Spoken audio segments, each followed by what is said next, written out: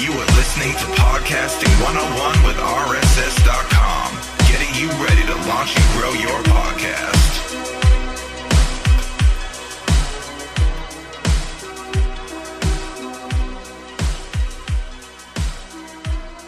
Hey everyone, Ashley here with RSS.com. In today's episode, we're chatting with radio pro and podcast consultant Shannon Hernandez, aka Shan Man. Enjoy the show. Are we all set? Yeah. Okay, all systems go. Fantastic. Well, Shannon, welcome to the show. I'm so glad that you could be here. Could you do us a favor and tell us what you do? Yeah, my name is Shannon Hernandez. I'm a radio broadcaster. I've been working in the Phoenix, Arizona area for the last 23 years, which is kind of amazing in radio world because I have heard that you actually have interviewed quite a few radio people and they say, 10 years at most might be the thing. 22 years is kind of unheard of. So yeah, I do that. Been doing it for quite some time and have my own website. I teaches people how to, podcast, but not necessarily podcast, but get their podcast out there, podcast marketing. That's what I think a lot of podcasters are looking into doing these days. Absolutely. So when did podcasting come into what it is that you do? God, this was about like 10 years ago when podcasting was just starting out. And so it had already been maybe about 6 or 7 years old. And it was still fresh and new. I mean, people were still using, actual iPods that were, with a wheel that, you could scroll around and have a downloaded episode of some piece of audio. And when I saw that, I was like, oh, this is the revolutionary way of doing a new type of radio. It didn't necessarily mean that it was going to be actually radio, but I knew it was going to be some form of radio. Fast forward to the present, and now we see how it has evolved completely. About 10 years ago, it had really gone through this stage in which it was really all about marketing. A lot of marketing people were on it. Get your podcast out. This is a great way to get business. But then as we started to see it evolve, and as I look back on it from like 10, 15 years ago, it was very primitive back then. It was like literally a couple of dudes like sharing files back and forth to each other. So when I saw that, I thought this is a new form of radio.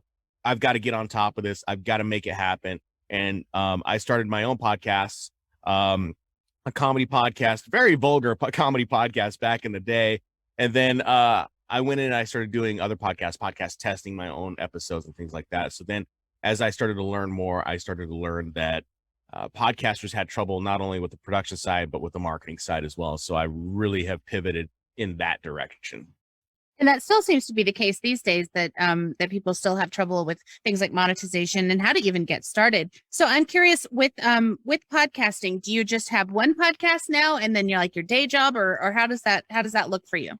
Yeah, I'm not even podcasting right now, which is kind of it's okay. So I have a client. I guess you call it the big fish client. I have a big fish client that I help edit podcasts for. So that to me is very important to make sure that his podcast is, tip top shape, has the right sound, equalization, normalization. I mean, all the nerdy, geeky stuff that, you could talk to just about any podcaster out there and podcast editor and like, oh, you got to do it this way. But these are settings that I've been using from day one when I started in radio. And my client has always been happy with how I have created those podcasts for him. So for me to create a podcast is something that just, it fell off the wayside. I did have a YouTube channel. Actually, I still do have a YouTube channel that provides a lot of great content. And I think a lot of people and a lot of the subscribers on that channel, they consider that as, air quotes. I don't like doing air quotes, but air quotes, a podcast. They consider that a podcast. And that's kind of the direction where we're going now these days, where a lot of people are saying that there is this correlation, this relationship between audio and video, and people for some reason love to see video. And I've never seen it that way. I've always seen it as just audio specific content that you're developing. But now with the innovations with Spotify and now YouTube going to be jumping into the video podcasting game, which I always just thought it was called vlogging, but now it's called video podcasting. It's something that's going to be, very, very relevant in the near future. Once YouTube gets a hold of it, then that's what I think is going to happen. But back to your original question, I don't have a podcast. I have a YouTube channel with a lot of great content that's on there that teaches people all about the ins and outs of the beginning journey of that podcast. And then I just kind of stepped off the wayside of that. Life happened, and things just kind of, I stopped doing it because there was a sense of burnout. And not saying that I'm still burned out, but I do believe and follow the philosophy of, exercise. Like, I'm a yogi, I do yoga every day, power yoga. And when you get tired, you take a break, you stop and you rest. And I think that's very important for anyone who's doing anything that requires you to go out there and give it your all every single day. I still help people with podcasts. I still have clients that come to me and ask me questions about podcasts. I still have another client that reaches out to me and is looking for help with his website.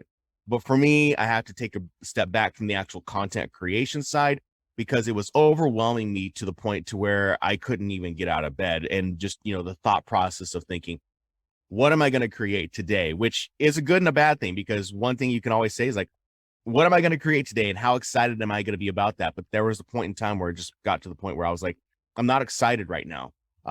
And when you're not excited, you create terrible content.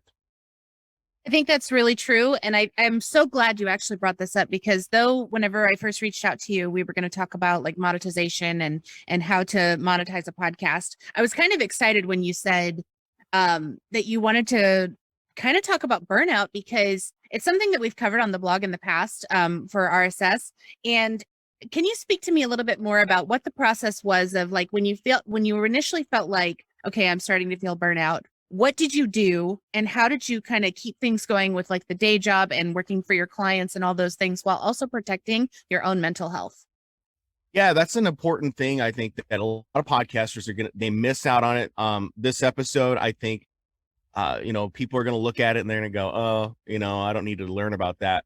But it's actually one of the most important things that I think podcasters or any content creator is going to encounter, is the straight up like grind and feeding the machine and feeding the beast.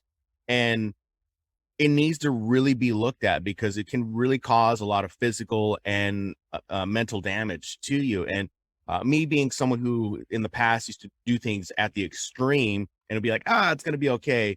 Now that I'm older, it is now caught up to me. And just because I was younger didn't mean that I couldn't handle it. I could, but it did catch up to me later down the line. So to answer the question about what did I do and how did I kind of like take those steps forward to take steps back, in the beginning, when I first started this whole journey, if someone would have told me well, they did tell me, because I took a course in and I actually had a coach about it. They said, set up the elements of your business to where the moments in which you get burned out can kind of just run on their own, and you can acquire leads, you can build, whatever content that you need. Not saying that content can be automated. It can be at points of time, but it turns out to be crap content. But just setting up those initial pieces, my business, setting up my email list. I'm sure, you've talked about email lists on this podcast before, and the importance of having an email list and harvesting those leads. So in my mind, my coach had told me, you need to put this into your head. Doesn't matter if you're a business owner or a podcaster, a YouTuber, a blogger, whatever, set up something like an email list so that you can automate it and have it coming, have people coming to you. And, you're still looking for business, but it doesn't necessarily mean you have to be completely active. So for me, that's what ended up happening. I had an email list. It's still constantly growing every single day. It grows every single day. I communicate with those people every now and again, but for me, I had that aspect, and then I had the aspect of content creation. And the content creation was the thing that was really kind of just burning me out. And I was strictly creating YouTube content, knowing that with YouTube content, I could really boil it down into different pieces of micro content, right? So I could say video, and then I could take the audio, turn it into a podcast if I wanted to. And then I could take that, transcribe it, turn it into a blog, take that, the typical things that you hear. But for me, doing all those things without the funds, without the money, was like overwhelming, and to this day, it's still kind of overwhelming because I like things done a specific way. And so I ended up kind of just taking a step back because the content creation became so overblown. It became so hefty on my end. And I was like, I can't do this. And I'm creating more content that is bad than I'm creating content that is good. And I think that's important. It's like watching your favorite TV show. Its first season would be awesome. And then they go to the second season. It's awesome. Then by the time you're hoping if they get to season 5, it's still a great show. But you've seen some shows where by the time you get to season 4, they just really are not that good, because it's like they're just really trying to reach for too much. And, to use an old phrase, they just jumped the shark in the shows. And I didn't want to do that with my content. I didn't want to jump the shark and just say like, here are the 5 reasons why podcasters need these socks. Podcasters don't need to know about like specific socks. Like, I know what I need for specific socks, but that's content that I think that they just don't, it's not really that's being searched. It's not being, it draws curiosity, but then they look at it and they go, no, that's not good. So I just took a step back and slowly just kind of took a step back. I notified my subscribers, told them, hey, I'm taking a break. This is something that I have to do. And that was a year ago now. And so that is what I've needed. I've needed like a solid year to really kind of recover. I can completely understand that, because as podcasters, we crank out so much. I mean, we are literally going, grinding really, really hard. And there was something that you mentioned that actually I had already written down a question. And so it's perfect that you talked about seasons.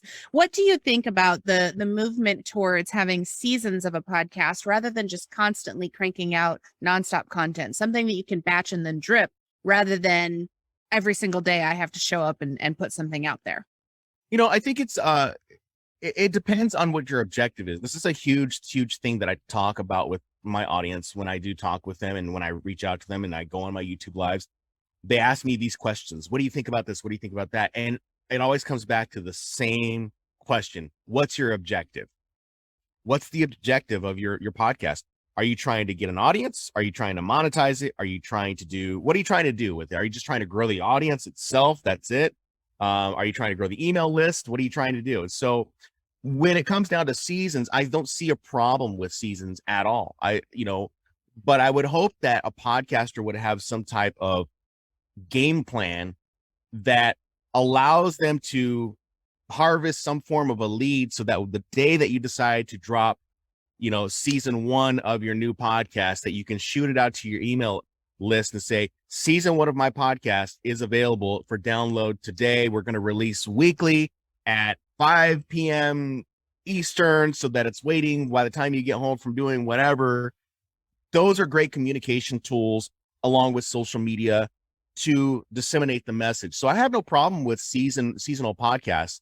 I would just question and wonder what the objective of the podcast is. Is it just to get an audience? Is it to get sponsorships? Is it you have to ask these questions, and they're very, very relevant and important, because if you're just doing seasonal podcasts with no real idea of what you're doing, then you're just creating a podcast, and it's like saying, oh, I'm paying for hosting, and I paid for the equipment, and I paid for the computer, and I paid for all that. And what did I get in return? Just, accolades. You do want those, but there's got to be a payoff somewhere. So in terms of like objectives, let's say my objective is I want to have a really good audience that I can take my podcast and turn it into a business. For example, let's say I'm a service-based owner. I'm a photographer. If I'm a photographer, how can I take my podcast, batch it in seasons so that I don't have the burnout, can keep the day job, and keep people coming back listening to my show? What's your opinion on that? Yeah, what I think you could do with a photographer, and I've told this actually to a photographer friend of mine, is that it really kind of also depends on like how you want to deliver that content, because photography is such a visual element, right? It's so visual with people, especially when you're talking about not just taking pictures with a camera, but I'm assuming that you're going to be editing in Photoshop, Lightroom, doing whatever, and a lot of those might require you to actually do video tutorials, but not all of them, right? So, and there's also aspects of photography where you can talk about the philosophies behind why you took a photo in a specific at a specific time of day, dusk, and you can go through those steps and processes of your philosophy. So I like to look at podcasting as saying, and I'll get to your question. I like to look at podcasting, and in this circumstance, I like to look at it as like, podcasting allows you to share ideas and philosophies. You can't really show, but you can illustrate through words, right? So you can really illustrate through words philosophies that you hold near to yourself, how those philosophies have helped you become the best photographer possible. And you can share those, and those ideas can help influence, or they can help create some type of conversation around what you're talking about, right? In that seasonal podcast, I would set up some form of call to action, whether that be in the beginning, whether that be at the very end, or maybe you just want to do a mid-roll, briefly baked in promotion. If you want to learn more about the first steps of what to do to get, into photography, those would be the little seeds that I would put into my podcast, right? And so those little seeds would be the call to action to going back to my website to get a free download, to grow my email list, however it may be.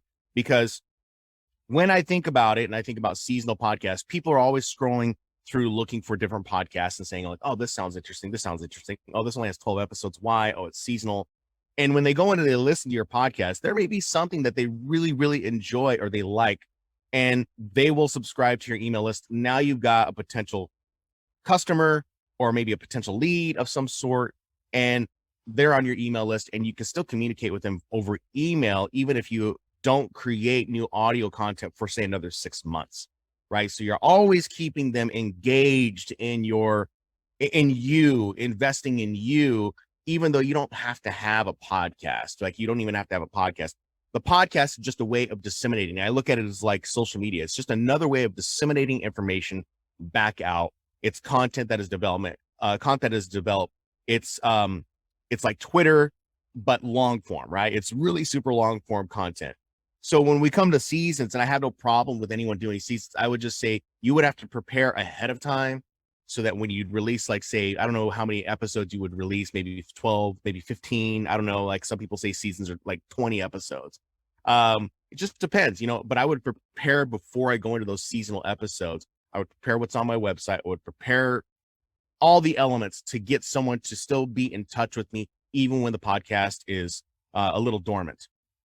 To me, does that answer your question? Absolutely. It totally does. And to me, everything that you've said, it sounds like whether you're doing seasonal or just a constant release, it sounds like prevention of burnout. The biggest key to prevent burnout is just making sure that you're preparing everything you possibly can ahead of time. Would you say that's an accurate statement?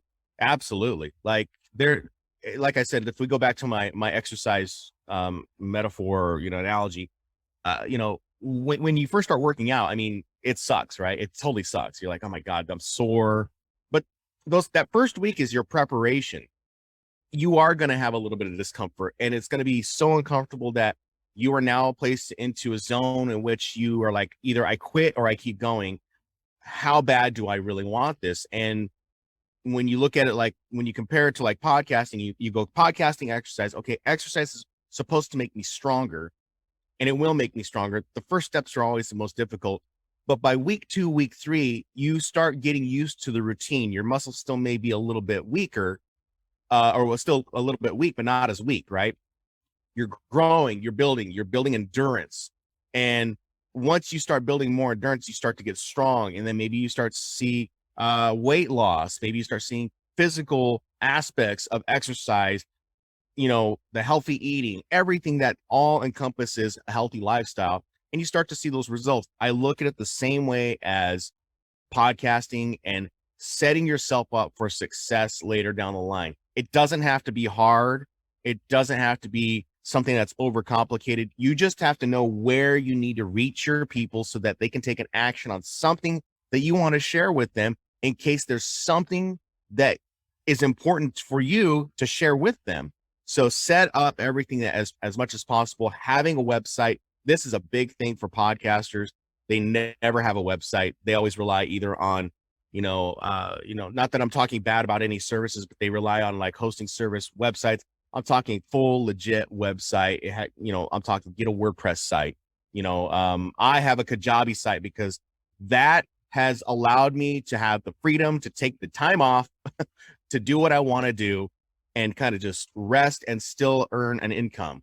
But if you have to start a WordPress site, learn how to use it or hire someone to do it, you have to take the step somewhere, because you're not going to get any further in podcasting if you're just going to continue to keep podcasting and burning out. I have some friends that do a podcast, and it's all they do. They just do a podcast. They have no website, and it doesn't mean that they're not successful, because they are very successful, but their model is specific towards comedy and true crime. And they have already set up, whether it be a Patreon. I think they still have a Patreon. I know they do, actually. And that Patreon is just one element of their monetization efforts, along with the merch that they sell, along with the live shows that they do, along with, so they set up everything in the process. And then they've also set up this really small, dinky little website to collect the email addresses. It doesn't have to be complicated, just has to be somewhere where they collect the emails. Because one day, and I'm not sure if the audience understands this or remembers this, but I don't know if you remember when Instagram went down like 6 months ago, and all the influencers lost their mind. Like, they were losing their mind, and they're like, oh my God, I can't make money. And I remember specifically seeing one of my friends who's an influencer. She was losing it like every second. I can't do this, I can't do that. When those instances come around where Facebook comes down, or YouTube goes down, or Instagram goes down, what's the other line of communication that you have? Well, it could be your email list, and communicating and telling them, hey, just letting you know, I do realize Instagram is down today. I will be back once Instagram gets back up, but here's a promotion that was supposed to run on Instagram, but it's right here in your email inbox. Here you go. So those lines of communication need to always be open somewhere, but you got to put the work in order to make sure those lines are always open.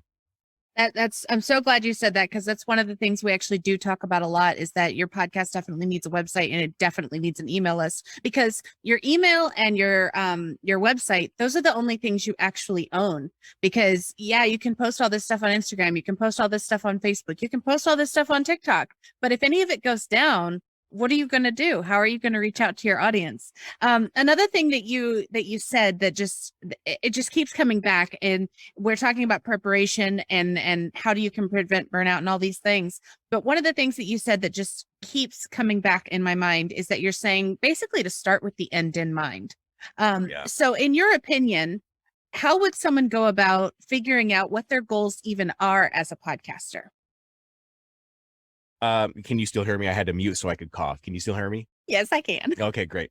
So when you think about your goal and how you decide on your goal, I try to simplify it as best as possible. And I just I bring up that example that I brought up earlier. You're not going to be spent, you can spend for the hosting, you can spend for the website, you can spend for the equipment, you can spend for, the time that it's going to take to, maybe the coaching and all that stuff.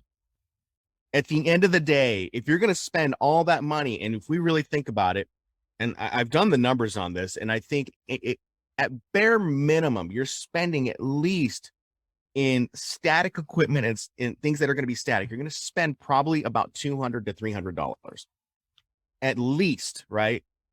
But if you're going to go into, say, like a mixing board, say you get a Rodecaster Pro, you're talking like what, $800, and that's just for the unit. You're talking like a straight $1,000. Now, that to me is a significant investment.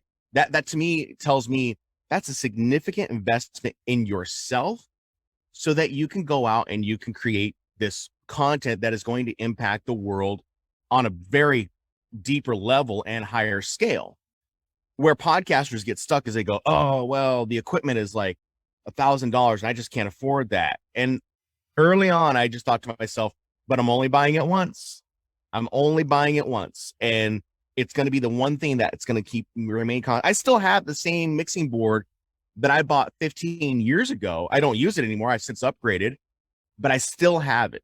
And it's a backup in case the current mixing board goes down. I have other microphones. If this one goes down, I have other ones to back me up on. So it's always good to have the backups too. So I got to remember, if I'm spending the money, I know what the goal has to be in mind. I want to return something back. I want to turn a profit to get that money back in some way. Now, that's not just the only way you've got to look at it. You got to say, okay, well, what is my end goal truly? All right. Well, your end goal has to be, all right, let's be real. Let's be serious. Like I'll tell you exactly what my friend Jeff C told me yesterday. He told me, I want to see the money. Bottom line, I just need to see the money. I don't care about anything else. I just want to see the money. Now, this doesn't mean that I'm telling people think about the money all the time. But at the end of the day, if you're going to spend all that money and spend money in recurring,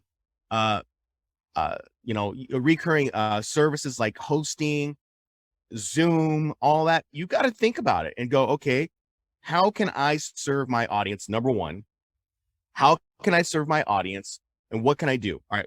How am I entertaining them and educating them? What can I do to make them feel invested and close to me?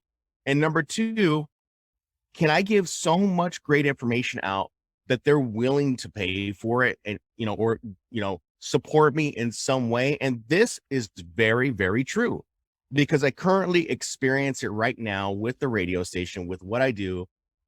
I put up a line of income with Facebook and they are invested in me. I've been on the radio. You broke up just a little bit there. Can we back that up again? Sure. Sorry. Where did I break up? Sorry. Whenever you started talking about the Facebook promotion. Yeah. When I started doing Facebook Live, those were the things that I had set up a long time ago, and I was invested with those listeners, and they invested back into me.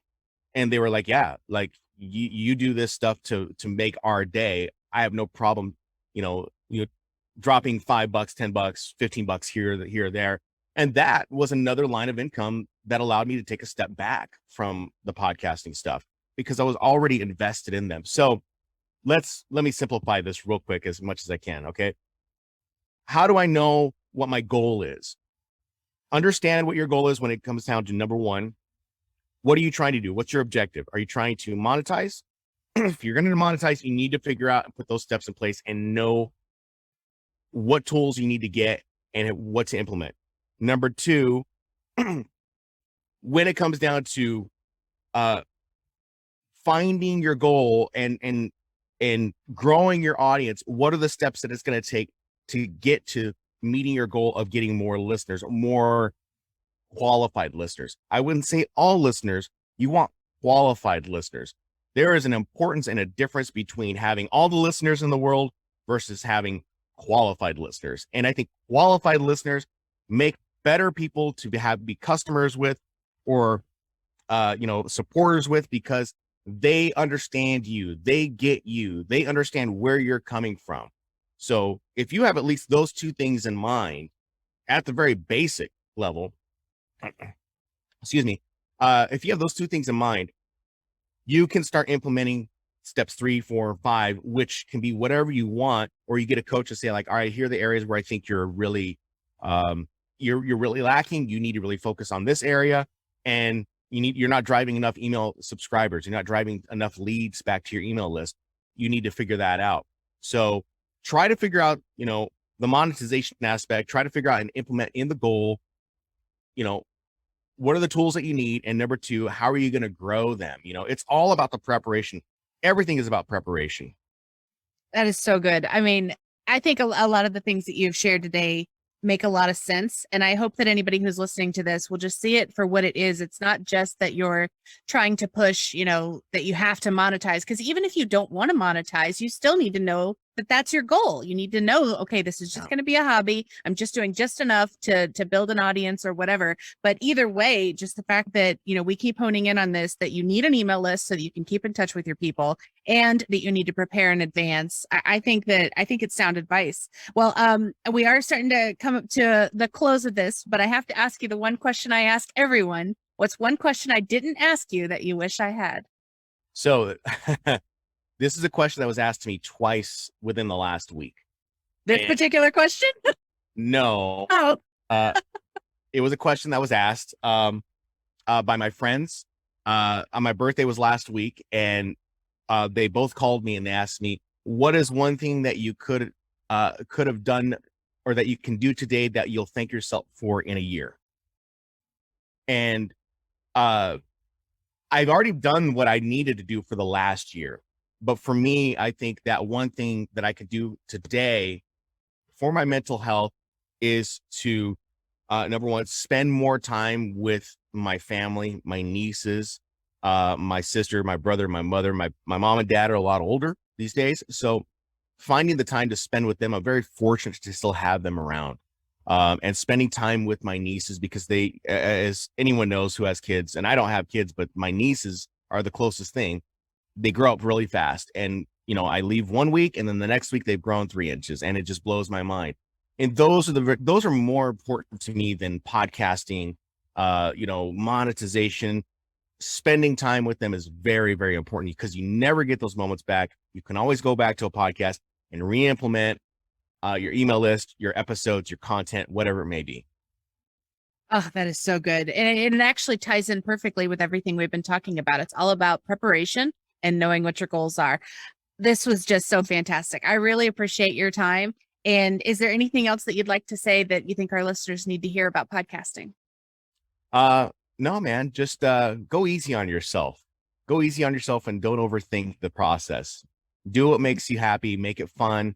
Don't overthink the process. But if you decide you want to go a little further, just be prepared that you're going to have to prepare. So good. Thank you so much. You're welcome. Well, my fellow podcasters, we hope you enjoyed the insights, tips, and ideas shared in this episode. To learn more about launching and growing your own show, head over to rss.com/blog. And if you're ready to launch a podcast of your own, you can get started for free with your first episode on us. Thanks for tuning in.